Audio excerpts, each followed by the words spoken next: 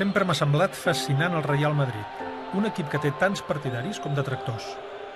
Perquè si els madridistes són entusiastes, els antimadridistes ho són tant o més. El club pot presumir de tenir una història gloriosa i un palmarès aclaparador. Però què hi ha a la tremolla del decorat lluminós de la seva sala de trofeus? Les èpoques daurades de l'equip i les no tan daurades han estat explotades fins a l'extrem a Espanya i exportades a tota Europa i al món. El Real Madrid era i continua sent un dels símbols internacionals d'Espanya i el seu palmarès supera el de qualsevol altre club de futbol del món. Per això la FIFA l'ha declarat el millor club del segle XX i disposa d'un estadi emblemàtic a l'altura dels millors d'Europa. Pot presumir d'espectaculars ingressos econòmics i de grans plans de futur.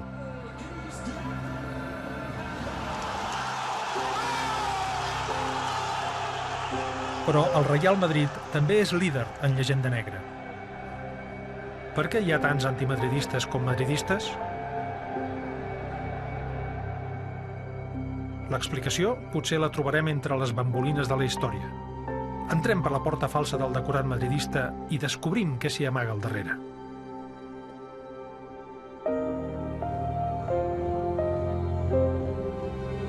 El Madrid real, la llegenda negra de la glòria blanca. Quan arrenca la història del Real Madrid, molts madridistes dirien que la història del club comença amb l'arribada del gran patriarca del madridisme. No, el d'ara no, el d'abans. Su gran prestigio como directivo fue reconocido siempre en los organismos deportivos europeos y mundiales. Don Santiago deja tras la puerta de su estadio la sala de trofeos más completa de la historia del deporte español. El verdadero nacimiento del Real Madrid es con Santiago Bernabéu. El Real Madrid no era casi nada antes de Bernabéu. Jo diria que nada. Sí que era alguna cosa. Era un club de palmarès modest fundat per dos germans catalans, Joan i Carles Pedrós. Textilers i botiguers. Més catalans impossible. Van néixer a prop de la Rambla de Canaletes i van anar a treballar a prop de la Cibeles. De santuari culer a santuari merengue. Era un catalán el que puso la primera piedra. Pues sí, también está en la historia del Real Madrid, no se puede negar. No es pot negar, però sí que s'ha intentat silenciar. Potser perquè en els seus primers 40 anys d'història, el Madrid només va guanyar 2 lligues i 6 copes del rei. En qualsevol cas, la història oficial del club ignora l'origen dels pares fundadors. I quan van morir, el Club Blanc no els va fer cap homenatge, ni els jugadors es van posar un braçal negre, ni es va publicar una sola esquela. Però vegem la història que els madridistes sí que recorden. Santiago Bernabéu arriba a la presidència del club amb l'encàrrec federatiu i franquista de fer les paus amb el Barça just després d'un clàssic que va portar molta cua, el 1943. El Barcelona, en un encuentro de incomprensible anormalidad, se derrumbó ante la codicia, la rapidez y el magnífico juego desplegado por los vencedores. L'11-1 és per a molts madridistes encara ara motiu d'orgull i escarni al màxim rival, però diversos historiadors han assenyalat que el partit no va ser del tot net. Hi ha una crònica d'una persona no sospitosa d'antifranquista, que era el Sabaranc, denunciant que allà havien passat coses molt grosses, molt estranyes. A medida que transcurrían los minutos, el griterío aumentaba. Y así cuando un delantero azulgrana pasaba la línea de medio campo, aparecían los gritos pidiendo faltas imaginarias que cohibían al jugador, y en muchas ocasiones eran oídas por el director del encuentro. Diverses fonts assenyalen que durant el descans del partit, quan un Barça en actitud de braços caiguts ja perdia per 8-0 i deixava jugar a plaer els blancs, el director general de seguretat, el falangista José Finati Escrivá de Romaní, comte de Mayalde, va amenaçar els jugadors blaugranes de reobrir els expedients de depuració pel seu passat republicà. I els va advertir que si jugaven era gràcies a la generositat del caudillo. Tras unas palabras del presidente del Madrid, señor Bernabéu, este impone al conde de Mayalde la insignia de brillantes del club, que el alcalde agradece en nombre de la ciudad. Bueno, pot ser una acció individual d'un boig, d'un individu que volent ser més papista que el papa, doncs es presenta al vestuari i fa tota una sèrie d'amenaces en els jugadors. El Barcelona supo aceptar todo este cúmulo de adversidades con una sonrisa, como diciendo a sus contrarios, ya que no podemos jugar, hacedlo vosotros de la manera que queráis. Un equip que té els Bentalrà, Mèxic i tant, els Sagi, que han, diríem, format part de l'Espanya i de la Catalunya republicana i que amb el triomf dels exèrcits franquistes s'han hagut d'exiliar i continuen resident a l'exili, és el Barcelona. Davant l'advertiment policial, els blaugranes van reaccionar. A la segona part, el parcial va ser de 3-1. Al final, l'11-1 de la vergonya. Però qui era el comte de Mayalde? Havia estat ambaixador d'Espanya.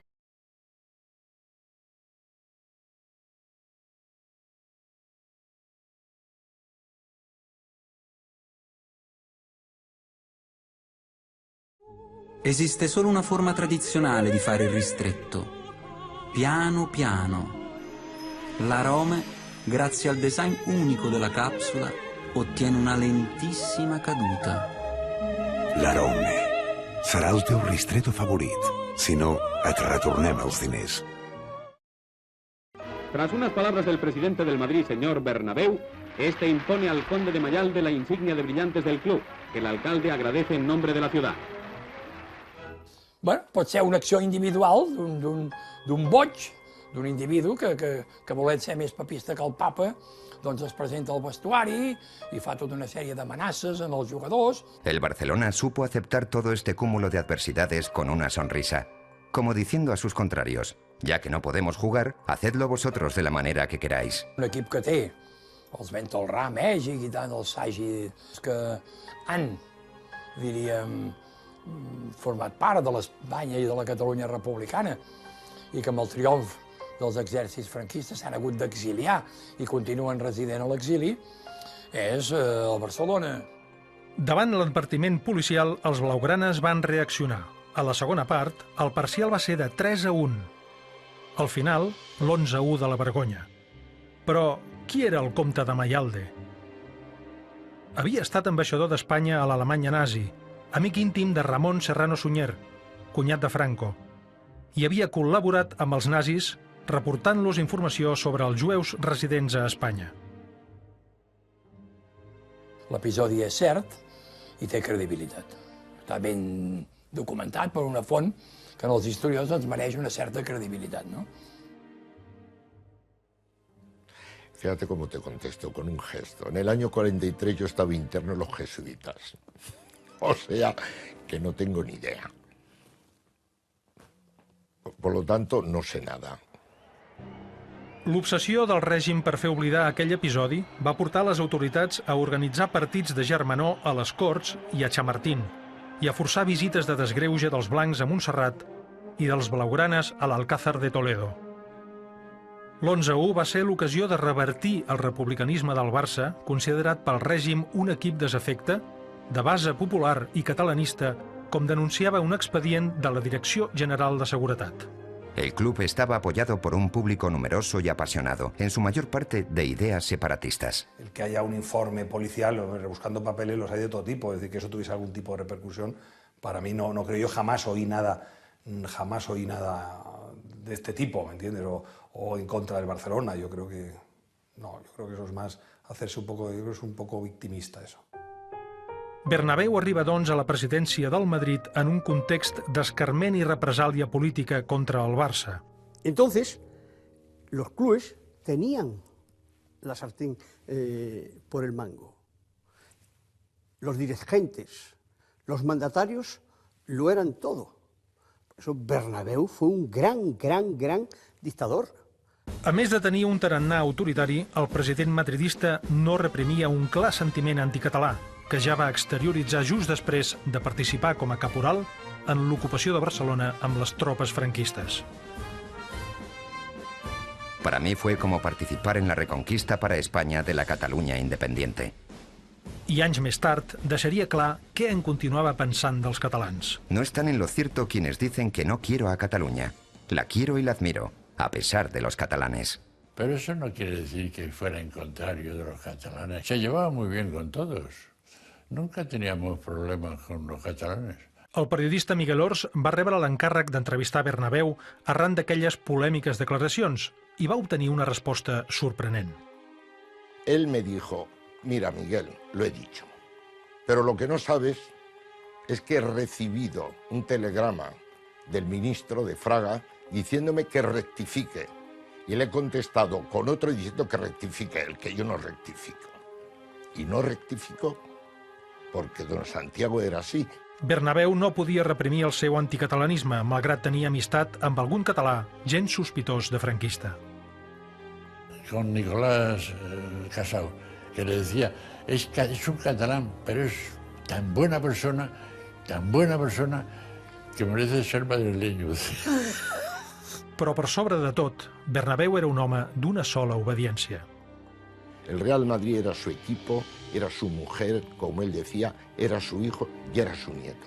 Y cualquier cosa que hiciese daño o lesionase al Real Madrid, inmediatamente tocaba un resorte violento que él tenía. Fos violent o no ho fos, tingués les opinions que tingués, el que és inqüestionable és que va saber crear les bases de l'etapa més daurada del Real Madrid. Aquestes bases van ser 3. L'estadi Bernabéu, Alfredo Di Stéfano i la Copa d'Europa, en un context d'obertura del règim franquista al món després de 15 anys d'autarquia. En 1945, el presidente del Real Madrid, don Santiago Bernabéu, propulsó la creación de un gran estadio, el cual se edificó en cosa de 2 años, pese al escepticismo de más de uno. Bueno, a l'any 47 hi ha un estadi emblemàtic que s'ensenya, vol dir que dona una impressió de que Espanya funciona. Però d'on neix la idea de construir l'estadi Bernabéu en plena postguerra? 2 anys abans de la inauguració del Coliseu Blanc, la Delegació Nacional de l'Esport proposava aixecar a Madrid un Estadio Nacional. El estadio es una construcción totalmente necesaria, pues su carencia nos coloca además en triste situación de inferioridad y hemos de pasar por el trance de desplazar constantemente la vida deportiva de la capital de la nación al espléndido de Montjuïc. Bernabéu es va oferir perquè el del Madrid fos l'esmentat Estadio Nacional. En contra del que ell sempre va sostenir, el cert és que el Real Madrid va rebre fons públics per aixecar el seu temple. Hi ha un document inèdit que demostra que les obres es van fer, en part també, amb fons públics de la Delegació Nacional de l'Esport, amb diners de tots els espanyols. Delegación Nacional de Educación Física y Deportes de la Falange Española y de las Jons. Pesetas efectives, 980.000.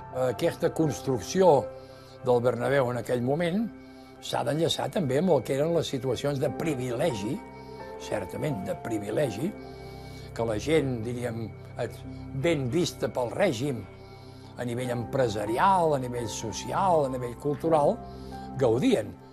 Els privilegis es van substanciar també en formigó provinent del Valle de los Caídos. De fet, van ser les 2 úniques grans obres que es va permetre a l'Espanya de postguerra, la tomba del dictador i el bressol del nou Real Madrid. Permet que hi hagi molts més socis. Esclar, això al Madrid li comporta, en un temps en què no hi havia televisió, doncs li comporta ser un dels equips més rics del món. Sin Alfredo Di Stéfano, yo creo que el Real Madrid no hubiese ganado 5 Copas de Europa consecutivas. Y esto es muy discutible, es una opinión nada más, pero estoy convencido de ello.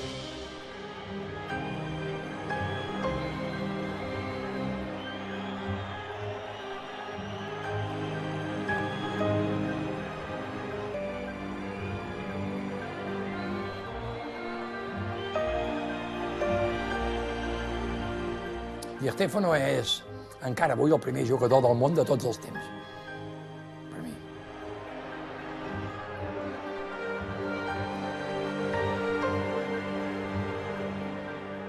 Alfredo Di Stéfano tenía el don de la ubicuidad.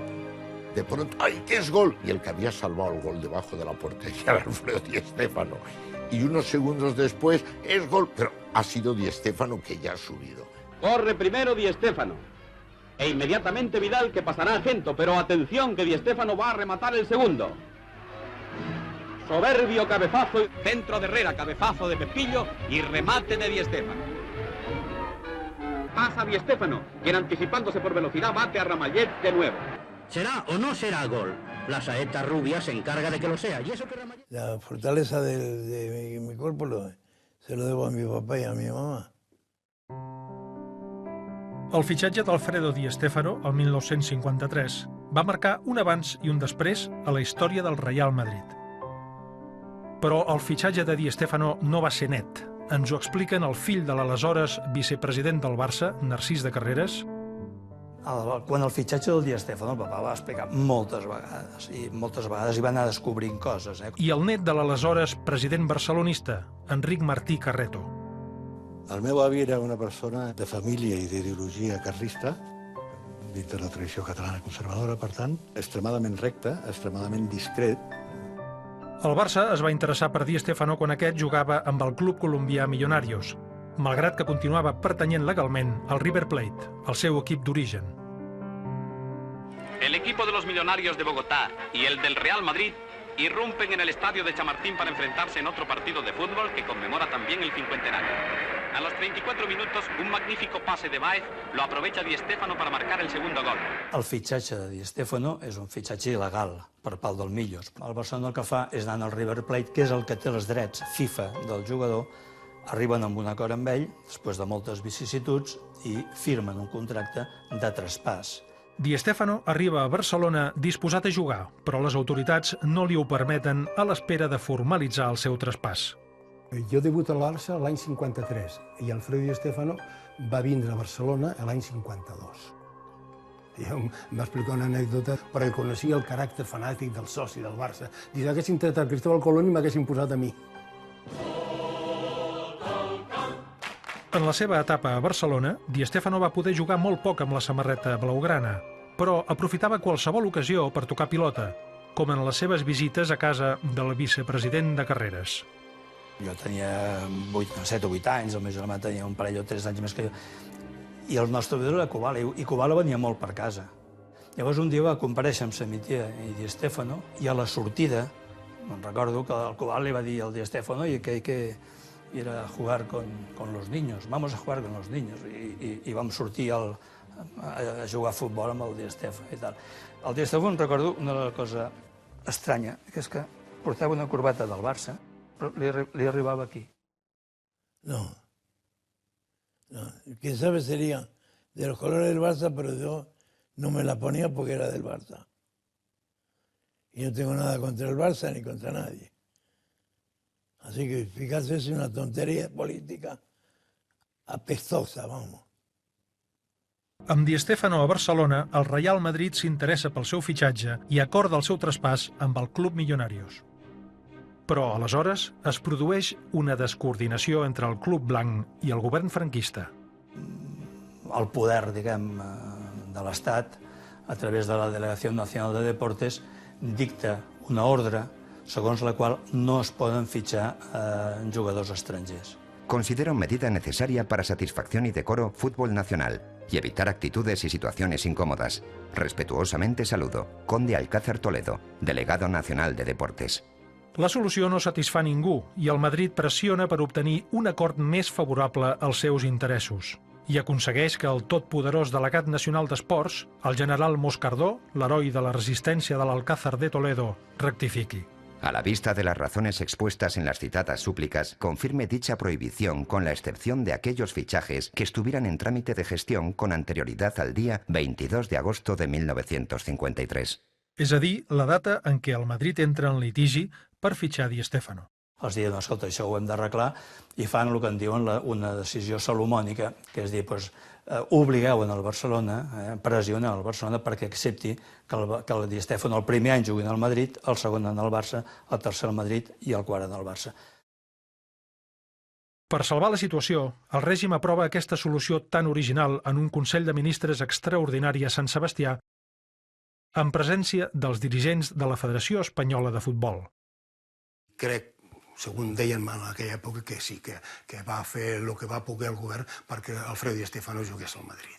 La versió dels fets que s'explica a Madrid, lògicament, és ben diferent. Segons l'aleshores directiu Gregorio Paunero, va ser l'astre argentí qui va oferir-se al tresorer del Club Blanc i mà dreta de Bernabéu, Raimundo Saporta. Alfredo Di Stéfano no tenía la ilusión nada más que de jugar en el Madrid. Y entonces no le hacía nada más que decirle a Saporta, yo quiero ir al Madrid, yo quiero ir al Madrid. Y Saporta dijo, no, pues será cuestión de ti, depende de ti. Porque nosotros, si no nos dan autorizaciones, no podemos ficharte. Y entonces Di Stéfano tomó la decisión de no jugar en el Barcelona. Però encara faltava el pitjor. Calia obligar el Barcelona a acceptar una solució contrària a la normativa FIFA. El president del Barça, empresari del tèxtil, va arribar a tema per la seva fàbrica. Però és que després a Martí se li fa un altre xantatge, molt greu també, et tancarem la fàbrica i a més també anirem contra els altres tèxtils, etc. No? O sigui que és una pressió brutal i Martí aquí doncs, és una persona que poder que no té un caràcter fort i el que fa és cedir, s'espanta molt, cedir i firma coaccionat totalment aquell paper que li posen per davant. No? També em va dir que la pressió va ser insuportable per ell. Una trucada concreta, que diu, Martí, vostè té família. Això posa una mà al foc. Home, no volia dir una agressió física, el que volia dir segur, en aquella època, que l'economia pràcticament estava militaritzada, l'economia de guerra, i els cotoners depenien, no tindré una sola llicència d'importació de cotó per a les fàbriques, això claríssim.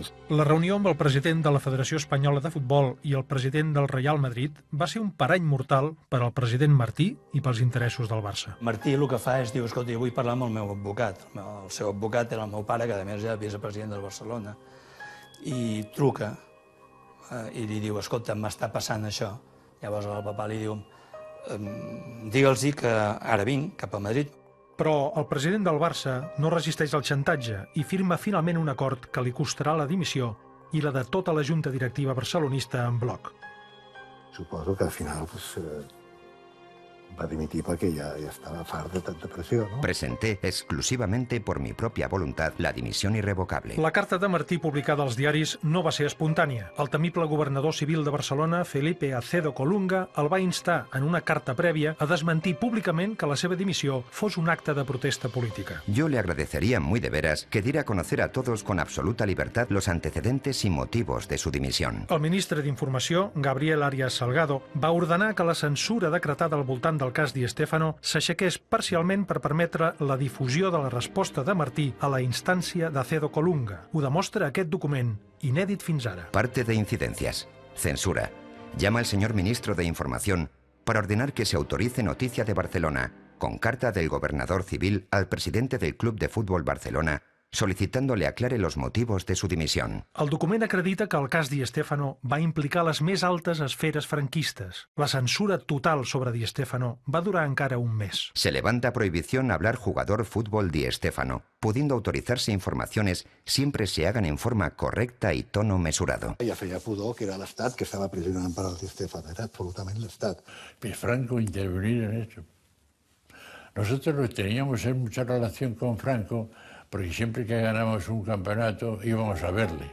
Entonces había una pequeña contacto, pero que Franco interviniera, no creo yo que Franco. ¿Cómo se va a meter Franco en esas cosas? De dictadura no tuve nunca yo dictadura. No sé lo que le llaman dictadura. Yo vine aquí al Real Madrid, vine a jugar a la pelota. Políticamente no vine a nada. Di Stéfano ha dit sempre que no en sabia res, però en canvi Santiago Bernabéu admetia sense problemes que no havia jugat net en el seu fitxatge. Va parlar amb el Bernabéu del tema de Di Stéfano, el meu avi, i diu, bueno, escolta'm, estem empatats perquè el Kubala el veu robar a vosaltres. I aquest ho robat jo, i punto. O sigui, 1-1. El règim va apostar clarament per reforçar el Club Blanc en comptes de certificar el lideratge barcelonista. El Barça amb Kubala era el millor equip del món, Pues amb Koala i Di Stéfano, molt més encara. El Real Madrid ja tenia el segon estadi més gran després de Wembley i la seva figura internacional. Faltava el tercer puntal, la projecció exterior del club, i l'enginyer a l'ombra seria el vicepresident blanc i mà dreta de Bernabéu, Raimundo Saporta. La habilidad de Saporta fue universalizar al Real Madrid. Era un equipo, como él decía, de provincias, Miguel. Somos un equipo de provincias. Tenemos que convertirlo en un gran equipo europeo. España tiene que ser Europa. A través del Real Madrid vamos a llegar a Europa. Ell era un home que actuava per darrere sempre. Sembla que tenia molt bon contacte amb la Delegació Nacional d'Esports, amb tots els estaments del futbol espanyol y del básquet. Raimundo Saporta era un jugador tremendamente hábil, pero era un jugador con un comodín en la manga, de cartas marcadas. Raimundo Saporta era el pont entre el Real Madrid i l'administració franquista, i més concretament, era el contacte directe entre Bernabéu i Franco. Yo con el que tuve mucha relación era con Raimundo Saporta, mucha, cuando te digo mucha, es decir, decenas de veces, iba por el Pardo habitualmente. Quants vicepresidents de clubs de futbol a Espanya tenien les portes del Pardo obertes de bat a bat? Quins afers tractava Raimundo Saporta en les seves freqüents visites a Franco? Sí, veámonos, sí. No, porque fuera, no sé, pues si era para arreglar asuntos, o sea, otros asuntos, claro. Si él tenía asuntos particulares, pues no nos los comunicaba. Saporta tenia molts contactes dins de l'administració. Era considerat un aconseguidor fins i tot per jugadors d'equips rivals com el Barça. Ferran Olivella recorda com Saporta li va aconseguir un cotxe d'importació fora del de quota oficial que li pertocava. Y em va dir, diu, pues mira, llama a mi secretario, toma el teléfono y yo hablaré con él a ver si efectivament. Al cap d'uns dies em truca el seu secretari i em diu, escolta, diu, ja puedes passar. Els contactes de Saporta no s'acabaven als Pirineus. El seu alt nivell de relacions a França va permetre el tercer miracle blanc. Dijo, la Biblia del periodismo deportivo es l'equip, y l'equip nos ignora. Y entonces Saporta hizo una cosa muy inteligente, invitó a 2 periodistas del equipo a un partido de Copa de Europa del Real Madrid. Los agasajó, los atendió muy bien, porque eso forma parte del protocolo. Fue el hombre que tuvo la visión de las Copas de Europa. Él fue el autor, con un periodista del equipo. Y entre los dos se reunieron en París en varias ocasiones y de ahí salieron las Copas de Europa. Eso es política también. Eso es ayudar o no ayudar al Real Madrid. Eso es política. Lo que es indecente es comprar a un árbitro, es decir, el juego sucio, pero lo demás es política. Quizás nosotros éramos un poco embajadores, en el buen sentido de la palabra, de llevar adelante el nombre de España, por encima de todo, naturalmente, y luego el nombre del Madrid. Nosotros pasábamos las aduanas con el nombre del Real Madrid. No enseñábamos ningún pasaporte. Real Madrid, Real Madrid. La verdad es que teníamos unas pequeñas atenciones con los aduaneros. Les 5 primeres Copes d'Europa del Real Madrid van elevar l'equip als altars de la història de l'esport. Di Stéfano, Gento, Rial, Mateos i Copa conformaven una davantera mortífera. El jugador argentí, l'ànima de l'equip, va revolucionar la manera d'entendre el futbol. Primero iba a tratar de hacerlo yo. Como no podía, le avisaba al que tenía al lado. Así que era una cosa de complemento de un equipo de fútbol que es una asociación de ideas. Ningú no entenia el futbol de manera tan democràtica com el Real Madrid, paradoxes de la vida, perquè l'equip blanc va ser l'èxit de propaganda més gran del règim de Franco. Los jugadores del Real Madrid, campeones de Europa por tercera vez consecutiva, son objeto de un cariñoso homenaje popular cuando se trasladan desde el domicilio del club a la casa consistorial. Los 3 capitanes, Muñoz, Alonso y Zárraga, exhiben desde los coches los trofeos tan legítimamente ganados, y la multitud acoge el paso de la caravana con vítores y aplausos. És evident que el Real Madrid, a través de la comissió que es va fer per escollir els 16 clubs que havien de jugar aquesta competició, no va agafar el Barcelona. El Barcelona era un equip desafecte al règim. És evident que les dues primeres Copes d'Europa no tenen el pes esportiu com per valorar-ne, diríem, el mèrit que representa haver-les guanyat. És just posar en dubte el mèrit de les primeres Copes d'Europa? En l'aspecte esportiu no ho és. Però què passaria si féssim un informe meticulós de la trajectòria del Real Madrid a la Copa d'Europa des d'una perspectiva més global? La Copa d'Europa no era la competició de referència internacional actual quan el Madrid va guanyar les seves primeres edicions. El Club Blanc va tenir la sort que, amb els anys, la Copa d'Europa va acabar sent el que és avui. Santiago Bernabéu va ser nomenat des d'un inici vicepresident del Comitè d'Organització de la Copa d'Europa i la va dissenyar a la mida del Club Blanc. En la primera edició no hi van participar ni els clubs anglesos ni el Barça, els equips que, aleshores, marcaven la pauta al continent. El Madrid és un club bo, però no és el club que guanya. És un segundón dintre dels equips de categoria. El Madrid va aconseguir nacionalitzar Di Stéfano en temps rècord per poder fitxar el francès Copa, que ocuparia la plaça de segon estranger. En la segona edició, Saporta va aconseguir, a canvi d'una elevada quantitat de dòlars, que el partit de desempat contra el Ràpid de Viena es jugués al Bernabéu. Avantatges d'equip fundador de la competició. Mateos cae rodando en el área italiana y el árbitro decreta el máximo castigo. A la final de la tercera edició, l'àrbitre es va inventar un penal clarament inexistent a favor del Madrid, que va inaugurar el marcador. En esa época de las 5 Copas de Europa, a los árbitros se les regalaban relojes y se les invitaba a comer. Real Madrid recibía a los árbitros en Barajas y los acompañaba al hotel.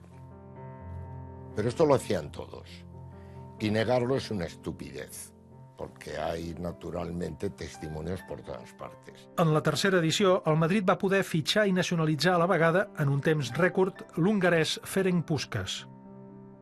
Escolti, s'ha de dir. És l'equip històricament més potent d'Europa. Quin ús va fer el franquisme d'aquest equip, el més potent d'Europa? Que el régimen de Franco aprovechara el tirón que tenía el Madrid y eso hizo que el Real Madrid fuera el mejor embajador que tenía España. Eso sí. Representó uno de los logros en España y llevó el pabellón muy alto cuando éramos considerados casi ciudadanos de segunda. Es decir, que el règim franquista va utilitzar el Real Madrid com una carta de presentació, i tant que sí, com va utilitzar a la Maciel. L'equip del Madrid va ser l'equip representatiu del règim de Franco en el món futbolístic. El régimen franquista se ha servido del deporte, pero creo que ahora el palo, el azote al régimen franquista es ventajista. Y yo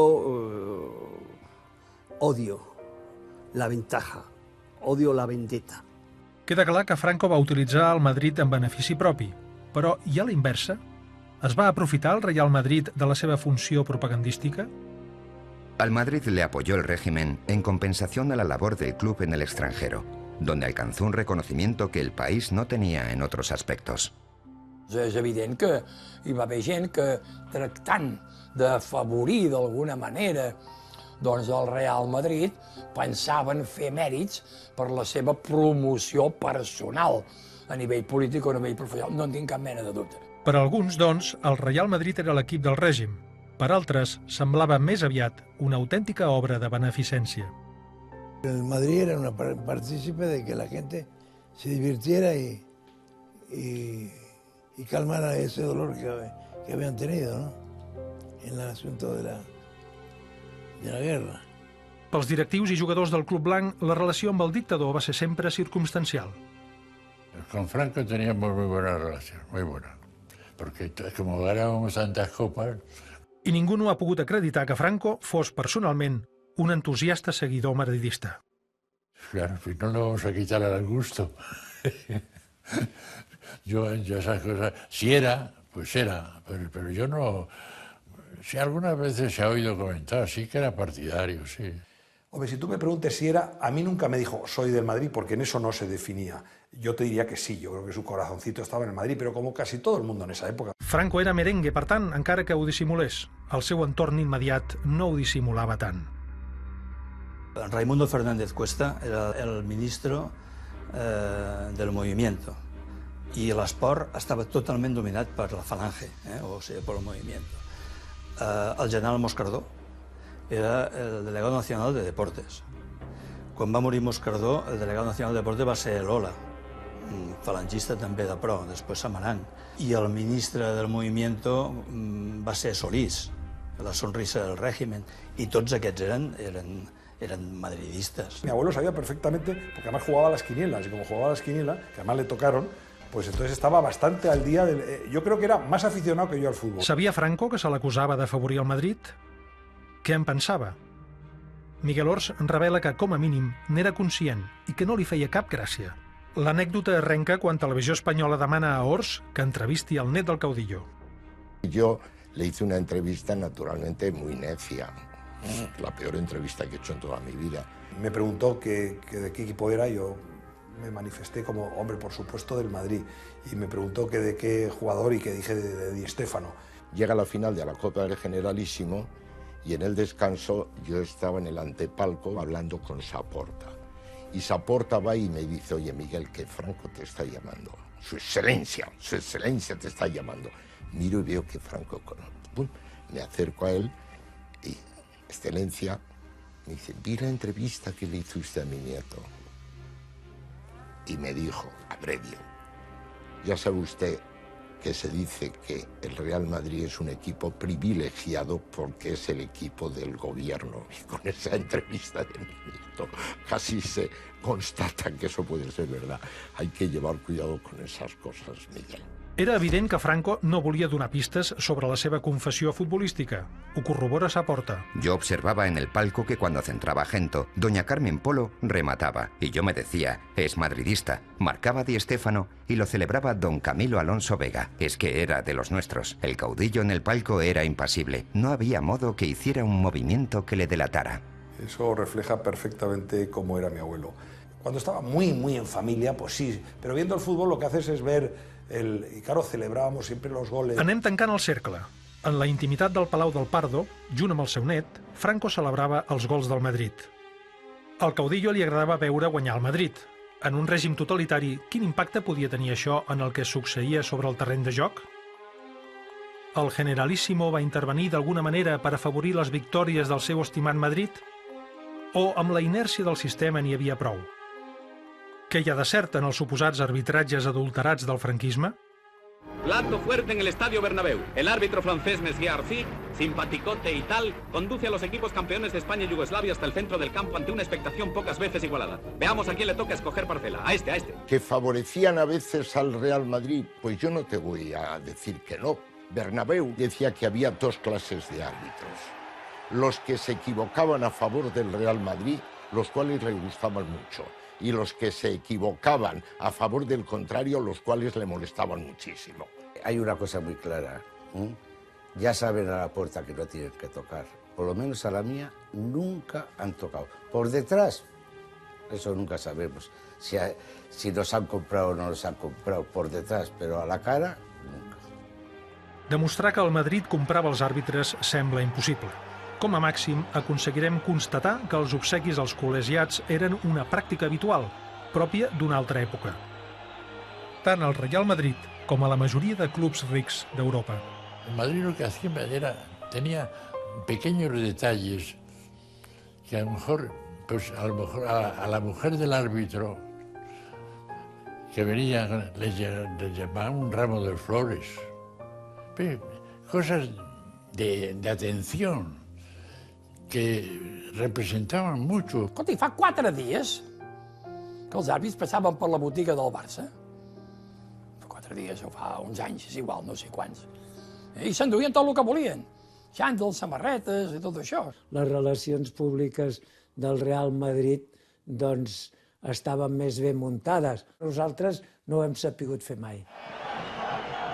Aquí tenim Ildefonso Urizar Azpitarte.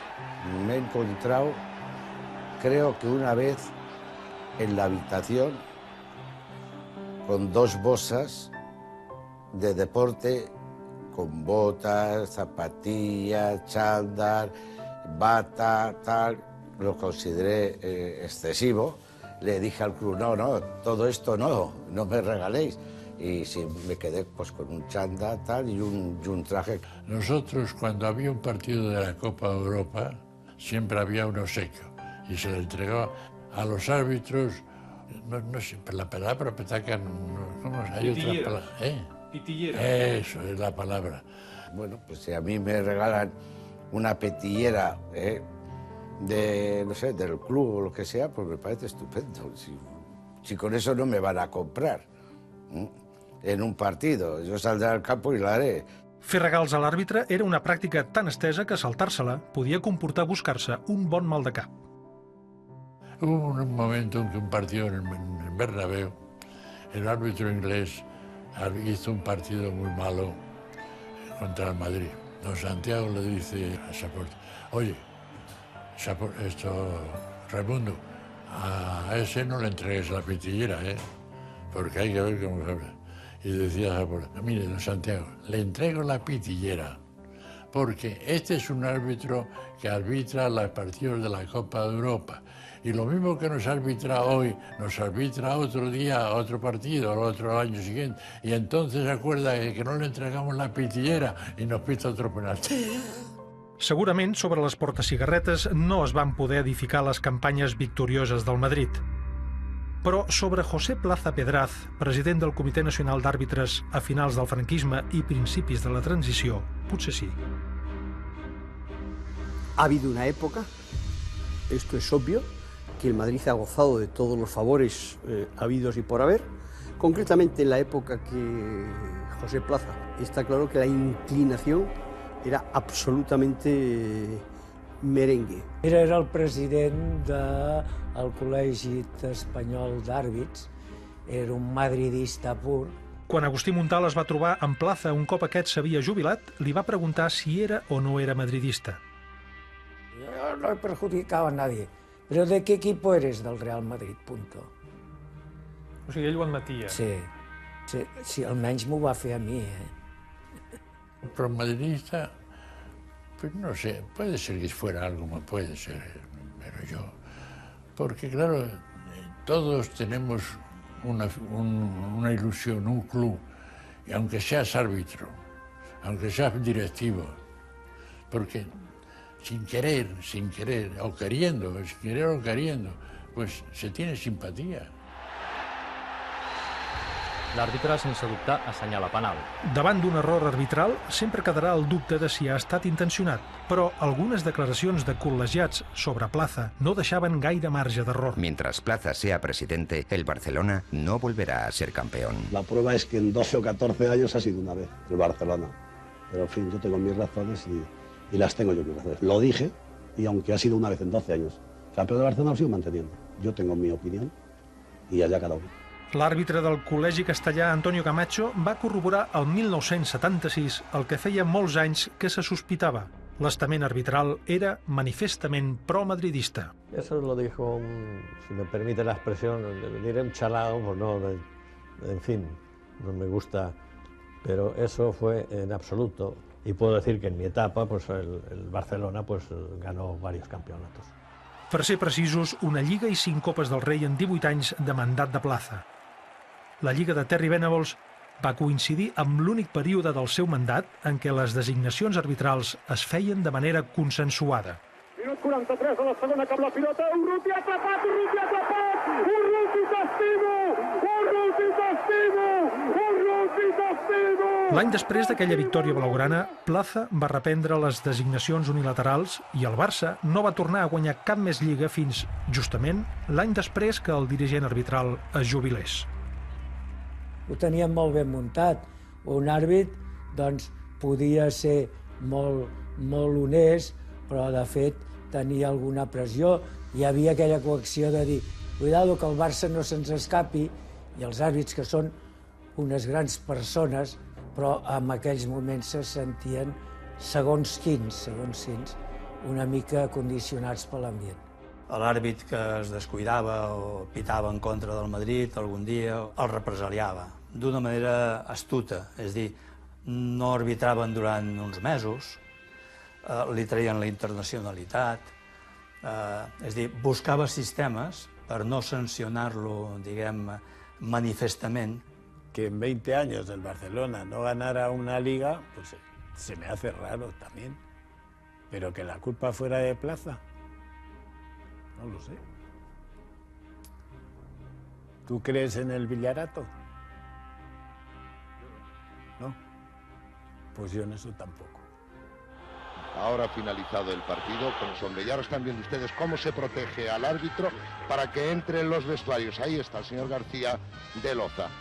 Después de aquel partido célebre que el Barcelona ganó en el Bernabéu 0-2, estuve después 5 años sin pisar el Bernabéu.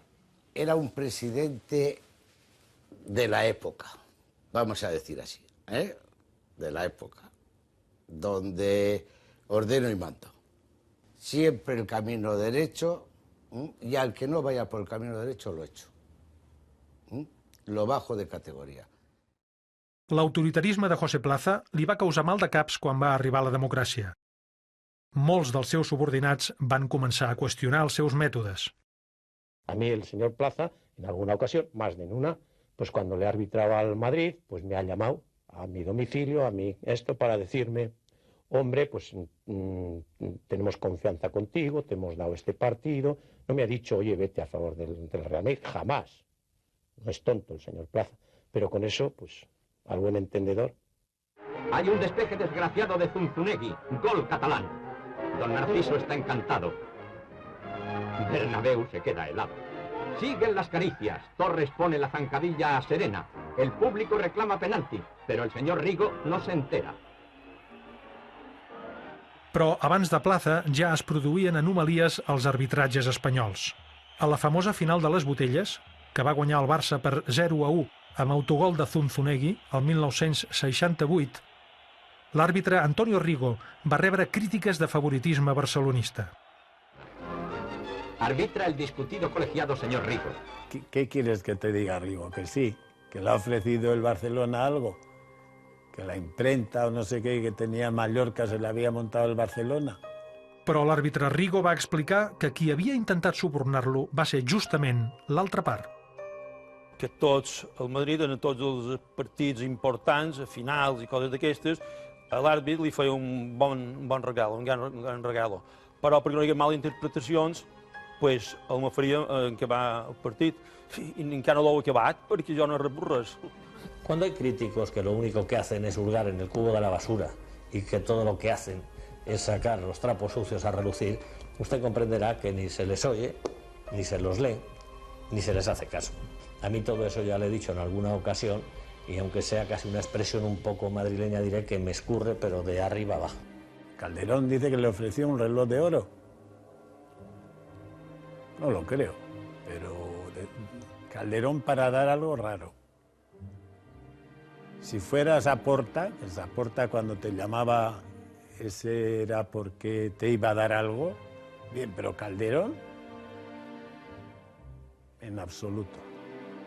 Però l'escàndol estrella de l'arbitratge espanyol continua sent el penal xiulat per Emilio Guruceta en una semifinal de Copa entre el Barça i el Madrid el 1970. Guruceta comete un error muy grave. Para mí no es un error, pero en atención a quien no está con nosotros, voy a decir que es error, y señala una acción de Rifé, Joaquín Rifé a Manolo Velázquez, a 10 metros del área y pita penalti.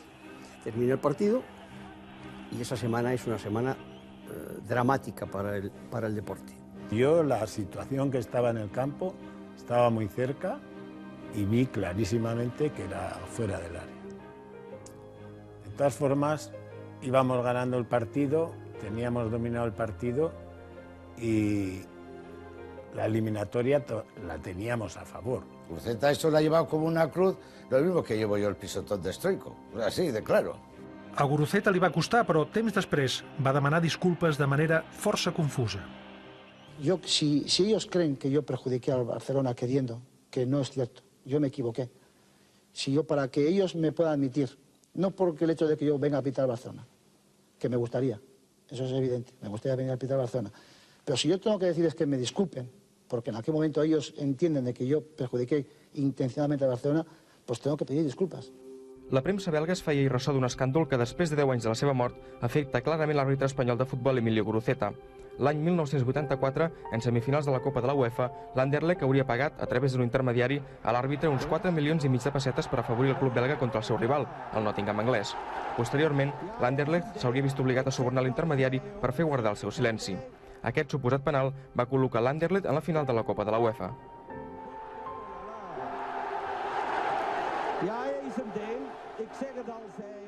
Les sospites del barcelonisme sobre Guruceta es van corroborar amb aquests nous indicis de corrupció arbitral.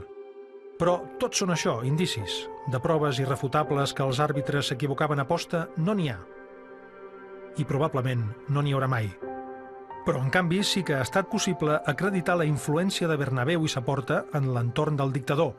I com va ser de decisiva per convertir el Real Madrid en l'estandard propagandístic del franquisme. Els mèrits esportius hi eren, però també són innegables les vinculacions polítiques entre el Madrid i el règim franquista. Sense aquesta col·laboració, el Madrid no hauria construït el seu estadi en plena postguerra, no hauria manllevat Di Stéfano al Barça i no hauria pogut projectar la imatge d'Espanya a Europa a través de les seves primeres 5 copes.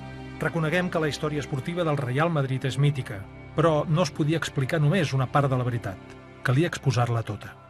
És just reconèixer els mèrits de la glòria blanca i és igual de just admetre que la seva llegenda negra no és perquè sí.